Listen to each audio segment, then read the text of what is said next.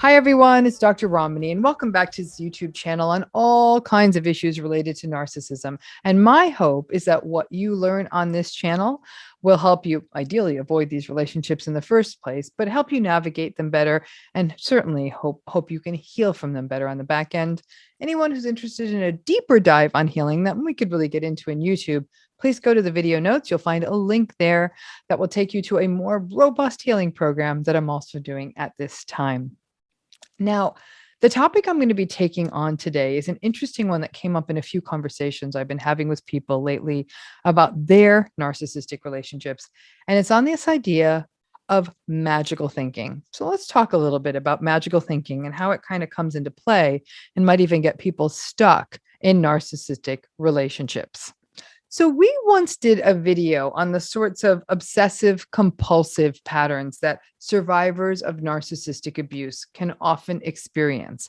A sort of second guessing, double and triple checking, reassurance seeking. It's sort of a downstream result of being gaslighted. The sheer amount of self-doubt that can be inserted into a person means that a person in a narcissistically abusive relationship will end up engaging in strategies to offset that self-doubt. Now, over time, these patterns can certainly leave a person becoming really inefficient. All that time spent checking and checking again can obviously waste time and expend bandwidth.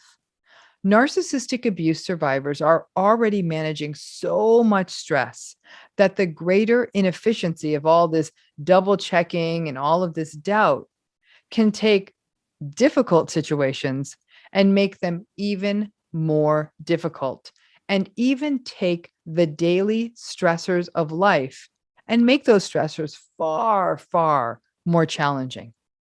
Now, an interesting piece of this relates to something called magical thinking. Now, remember that narcissistic relationships are so founded on hope and future faking, this idea that it's going to get better. Maybe someday it's going to get better. Maybe I can wish it better or pray it better or manifest it better.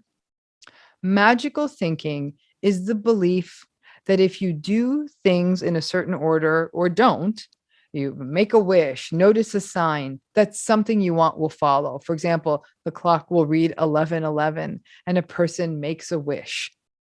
If you say something at a certain time or in a certain way, something will happen. If you don't call someone for long enough, then they will call you.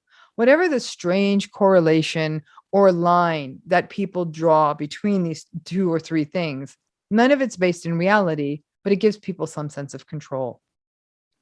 In a narcissistic relationship, magical thinking can play out in many different ways. If I just don't do or say something, then things are going to be fine today. If I see a certain sign in the sky, then that means that we're going to stay together. If a person is out of the narcissistic relationship and hoping that it will still work out, it can be worse. All kinds of wishes and rituals and deals a person makes with themselves. If I just do this thing for 7 nights in a row, then they're going to get in touch with me and hoover me, right? There are few places in life where a person feels more out of control than in a narcissistic relationship. Things like logic literally seem to go out the window because nothing you do works. You're nice, you get raged at. You push back, you are raged at. You are compliant, you are gaslighted. You rebel, you are gaslighted. It can feel that nothing works. And that is actually a realistic assessment of what's happening. Nothing is going to work. If a person does not yet realize that this is a narcissistic relationship, then they may try to apply normal rules of human functioning and human relationships to this relationship and try to do things that would work in a normal relationship, like communicate or do nice things or express gratitude. But none of that works. There is no such thing as enough in a narcissistic relationship. That feeling of being sort of out of control in these relationships, coupled with the long-standing gaslighting, means that a person in one of these relationships is trying to find control somewhere, anywhere. And that is where the magical thinking can come in. Magical thinking is those little deals you make with yourself. If I do this, then this will happen. If I hold my breath by the cemetery, then this will happen. I'll be good luck, right? Magical thinking, especially in narcissistic relationship, can feel like these little hoops you make yourself jump through to make things okay, making yourself last a certain amount of time without doing or saying something like calling or texting, or little deals, like I said, you make with and for yourself. It's almost like holding your breath and believing that if you hold your breath for long enough, that you will be rewarded. And you may believe that reward may be that today things are going to work out in the relationship. Not going to happen. It's all a throwback to childhood, isn't it? Step on a crack, break your mother's back. Wish on a shooting star. Make a wish on a penny you found in the street.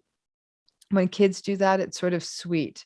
But I got to tell you, it's really treacherous in narcissistic relationships because it can keep you in something really toxic and get you stuck in these relationships, making these deals with yourself and believing that you have a little bit of control in a situation to make things better where you don't. And this can also foster self-blame. Well, this is all my fault because I called too soon, or I didn't make a wish at the right time, or I didn't manifest hard enough, or I didn't pay attention to that sign. Always comes back. All roads lead to self-blame in these relationships. The out of controlness of a narcissistic relationship is so agonizing. And as in any out of control situation, people want control through rational or irrational means. Magical thinking is an extension of some of those obsessive thoughts and compulsive behaviors people often have in these relationships. The idea that maybe, just maybe, if we got things just right, if I did things at just the right moment, that our wish that this relationship could work out, be easier, we could be happy. It's very intoxicating. The idea of being able to do something to steer our own destiny instead of feeling like we are living in a random universe where we cannot figure out how to please them. It doesn't feel good to feel like everything is just random and you can't do anything about it. Unfortunately, none of this works. Magical thinking or even non-magical thinking. There's no wish. There's no sign from the universe, no falling star, no magic talisman, no compulsive routine that can turn these relationships around. That is the radical acceptance piece. These personalities and these relationships simply don't change. But for those of you stuck in these magical thinking loops, this idea of maybe I do this, wish that, do things in a certain order, wait until a certain date before I do something or say something, or not think any bad thoughts, it just doubles down on the rumination and sets up false hope and more disappointment, which takes a toll on you. Listen, I love me some shooting stars, and I'm all for wishing on a shooting star, but please don't waste your wish on the narcissist. Spend that wish on yourself.